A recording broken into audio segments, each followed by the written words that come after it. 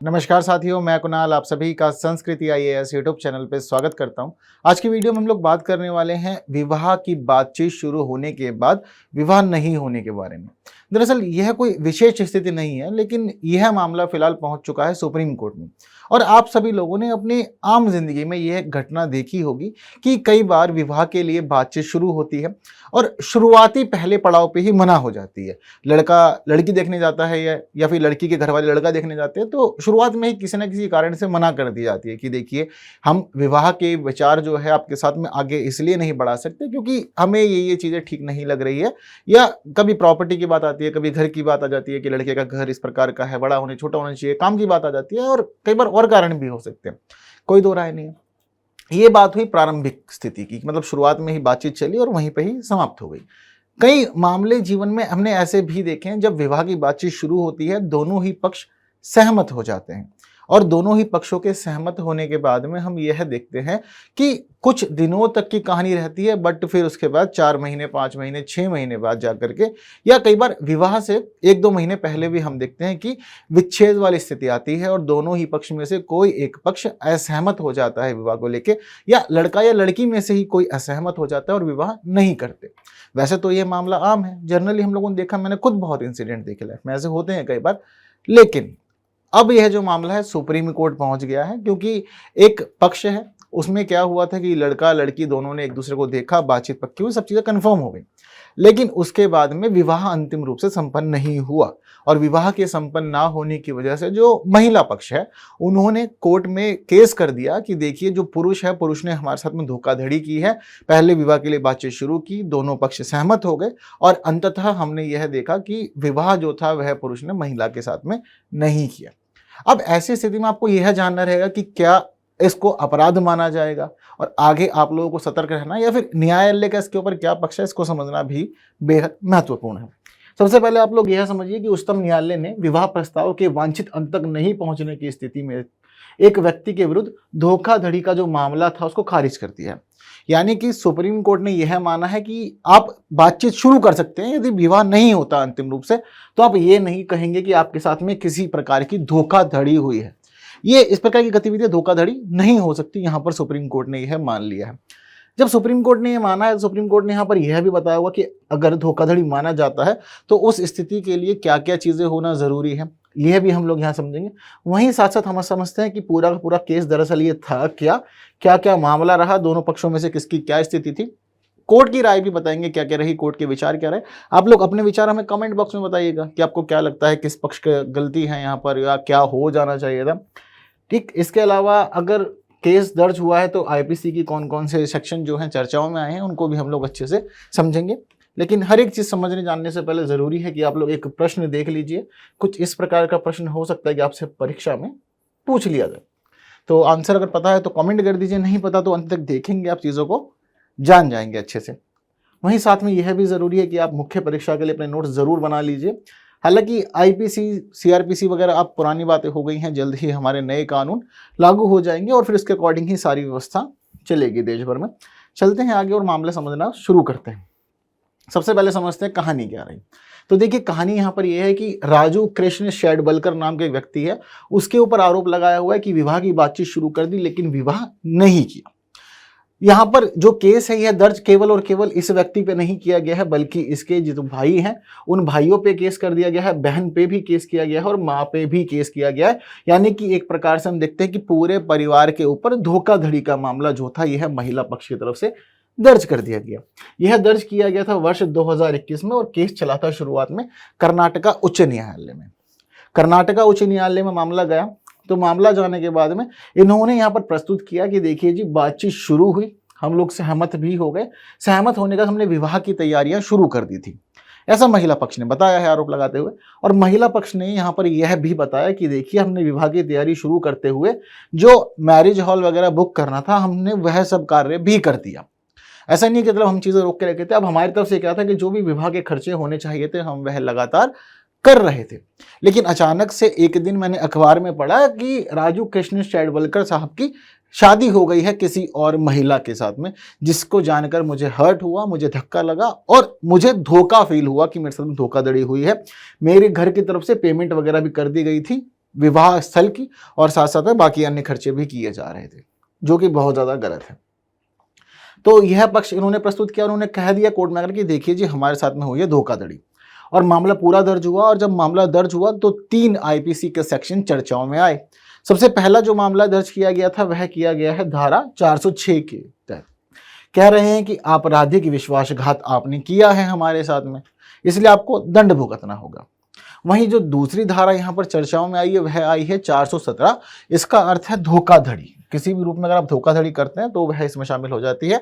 इसके बाद आई है धारा 420। आपको पता है 420 जनरली यूज करते ही रहते हैं लाइफ में, अलग अलग जगह पे सुनने को भी मिल जाता है। 420 के तहत है कि अगर आप धोखाधड़ी या बेईमानी करते हुए किसी दूसरे व्यक्ति की संपत्ति के लिए कोई कार्य कर रहे हैं, मतलब संपत्ति इधर से उधर कर दे रहे हैं, व्यक्ति नहीं जानता, सारा काम आप धोखे से कर रहे हैं, तो वह 420 के अंदर आएगा और कह देते हैं कि यह व्यक्ति 420 है या फिर ये 420 ही के काम कर किए गए हैं। इस प्रकार की चीजें जनरली बोल देते हैं। तो इन तीनों धाराओं के तहत पूरा का पूरा केस चला। केस चलने के बाद कर्नाटका उच्च न्यायालय ने मामले को जाना समझा और अंत में यह कह दिया कि देखिए पहली बात तो आप सबको इसमें इन्वॉल्व नहीं कर सकते, ऐसा नहीं कि पूरा परिवार ही आप लपेट लो मामले में, यह काम आप नहीं कर सकते। दूसरा, यह जिस प्रकार का मामला है आप इसको धारा 406 में नहीं ले सकते, आपराधिक विश्वासघात जैसी स्थिति में नहीं है। इसके अंदर 420 भी नहीं हुआ है, क्योंकि आपकी जो संपत्ति थी, व्यक्ति ने तो संपत्ति के साथ कुछ किया ही नहीं है, बस व्यक्ति ने विवाह कहीं और कर लिया है। आपकी संपत्ति ना तो इधर से उधर हुई है, ना ही उसका कुछ और कार्य किया गया है, तो ऐसा कुछ नहीं हुआ है जिससे कि आप 420 के तहत भी केस दर्ज कर सके, तो यह नहीं होगा।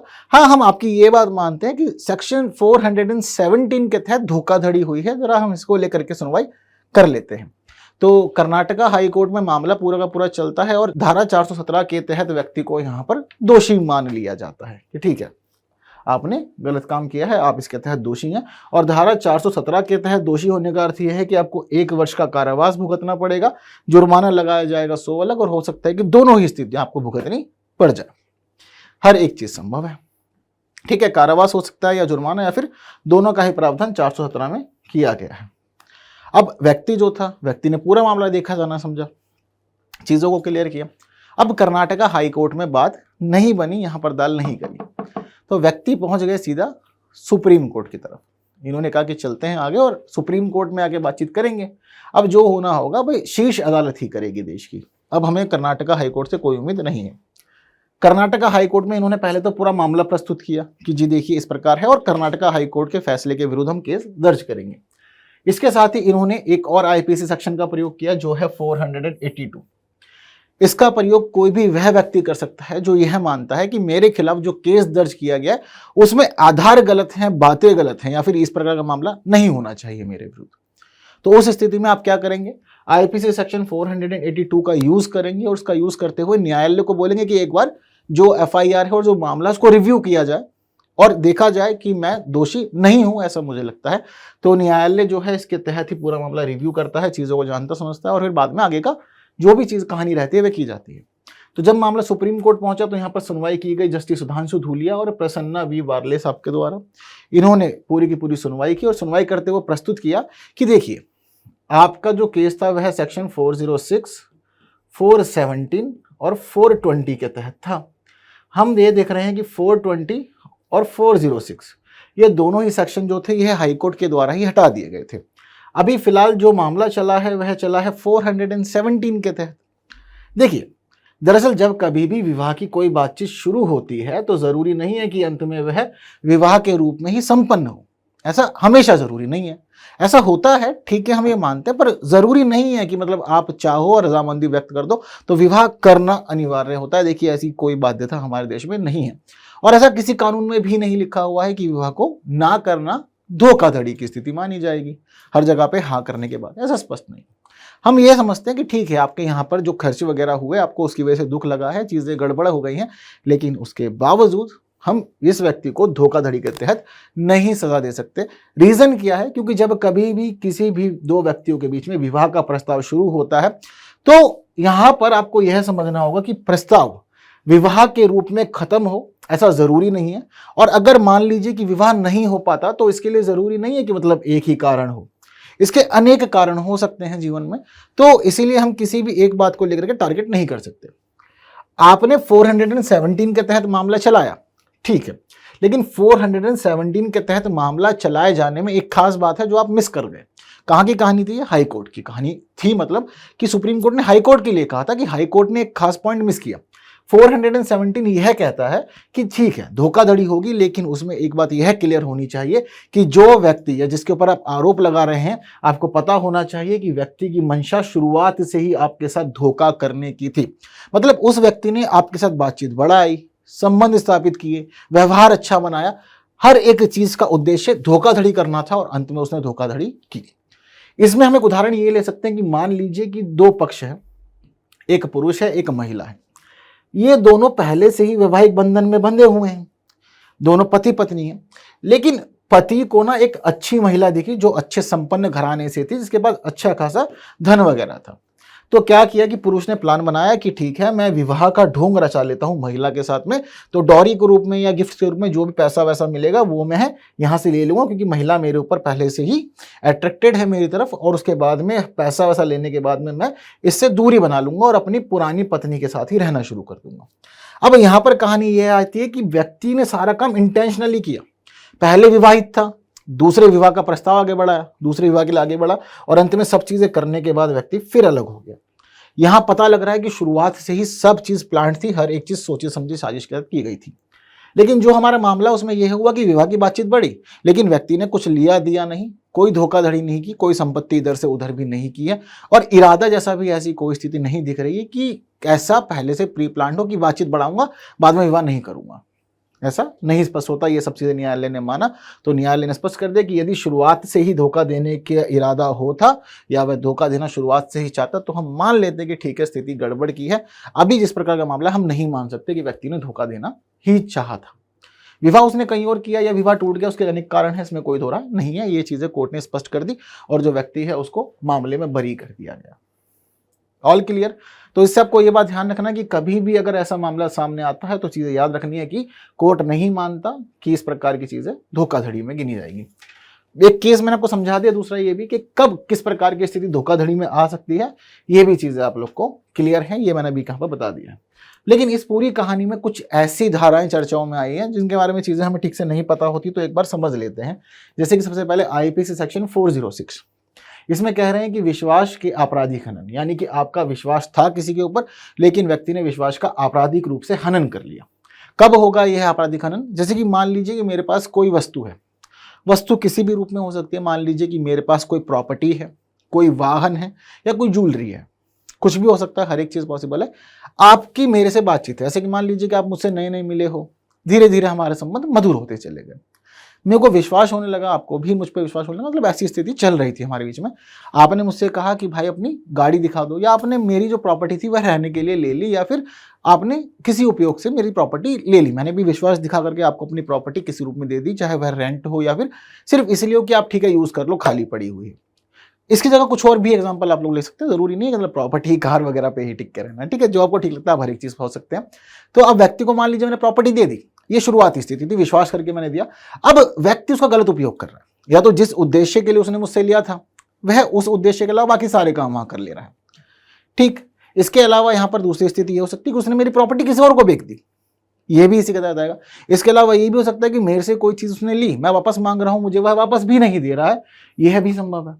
तो जब इस प्रकार की कोई भी स्थिति होगी तो यह आएगा कि व्यक्ति के साथ विश्वास का आपराधिक हनन किया गया है, यानी कि मेरा विश्वास था आपके ऊपर, आपने मेरे विश्वास का घात किया है, और उसके बाद में जिस प्रकार से आपने मेरे से पहले बातें की थी अब आप बदल गए हो, आप उस रूप में नहीं रहे हो। तो यह सभी चीजें जब आएंगी तो सेक्शन 406 यहाँ पर लागू होगा। ये बात ध्यान रखना कि जब ऐसी स्थिति बनती है तो यह अपराध एक गैर जमानती और संज्ञेय अपराध माना जाता है, और इसकी सुनवाई सिर्फ प्रथम श्रेणी के मजिस्ट्रेट के द्वारा ही की जाती है। जिस व्यक्ति पर आरोप लगा है अगर वह व्यक्ति दोषी पा लिया जाता है तो 3 वर्ष का कारावास या फिर फाइन लगेगा, या दोनों ही लगाए जा सकते हैं, इसमें कोई दो राय यहाँ पर नहीं है। यह स्थिति इसके तहत है। तो 406 याद रखिएगा, और 406 में जो बातें बताई गई है कभी ऐसे कार्य कोई भी मत कीजिएगा, और आप अपने किसी मित्र को बताना चाहते हैं कि वह भी ऐसे कार्य ना करे तो ये वीडियो आप उसका शेयर कर सकते हैं। इसके अलावा दूसरी स्थिति चर्चाओं में आई थी 417। तो मैं आपको बताया था कि धोखाधड़ी के लिए सजा की बातचीत इसमें है, लेकिन धोखाधड़ी कब? जब व्यक्ति जानबूझकर, मतलब आपका फ्रॉड कर रहा है, किसी और के नाम से आपके मिल रहा है, किसी और व्यक्ति को बन करके चीज आपको दिखा रहा है, जानबूझकर वह गलत पहचान बता रहा है। मतलब शुरुआत से ही सारे काम इंटेंशनली चल रहे हैं। मैंने जो भी किया शुरुआत से किया, इंटेंशनली किया, हर एक चीज और इंटेंशनली करते हुए मैंने आपके साथ में धोखा किया है। तब जाकर के 417 लगेगा। यहाँ पर 1 वर्ष की जेल, इसके अलावा जुर्माना या दोनों का प्रावधान किया गया है। कोई भी मजिस्ट्रेट इसकी सुनवाई कर सकता। एक प्रकार से यह जमानती और गैर संज्ञेय अपराध की श्रेणी में आता है। ये इससे जुड़ी हुई बातें हैं। वहीं चर्चाओं में आया था 420, तो बता चुका हूं कि धोखाधड़ी और बेईमानी से संपत्ति का इधर उधर कर देना इस मामले में आएगा और 420 लगेगी। 420 वाली बात में ध्यान रखना कि गैर जमानती और संज्ञेय अपराध है। वहीं 7 साल की सजा का प्रावधान है, फाइन लगेगा 100 अलग। ये दोनों की स्थिति भी हो सकती है। तो ये 3 महत्वपूर्ण धाराएं जो चर्चाओं में आई थी। व्यक्ति ने खुद को बचाने के लिए प्रयोग की था वह सेक्शन 482। तो सेक्शन 482 कब स्थिति में, जब आपके विरुद्ध एफआईआर दर्ज हो, आप उस एफआईआर को ही चुनौती दे रहे हैं कि ये गलत है, जानबूझकर है, गलत है और मामला भी चल रहा है मेरे विरुद्ध, बहुत ज्यादा गड़बड़ है, सुनवाई होनी चाहिए, एक बार रिव्यू होना चाहिए मामले का। तो कोर्ट चीजों को रिव्यू करता है, देखता जानता समझता है कि हाँ आप वास्तव में इसी के तहत दोषी हैं या नहीं है। इस सेक्शन को खासतौर पर इसलिए बनाया गया है कि न्यायालय कभी भी दमनकारी ना हो जाए, तुच्छ या परेशान करने वाले मामलों को या कार्यों को आगे ना बढ़ाए। मतलब जानबूझ के ना करें। निष्पक्ष न्याय की व्यवस्था हमारे देश में चलती है। प्राकृतिक न्याय की बात हम लोग करते हैं, तो उसी के ढर्रे पे सारी व्यवस्था चलती रहे। कुछ और छेड़छाड़ या कुछ और गड़बड़ यहाँ पर ना हो, ये हम उम्मीद यहाँ पर इससे करते हैं न्यायालय से।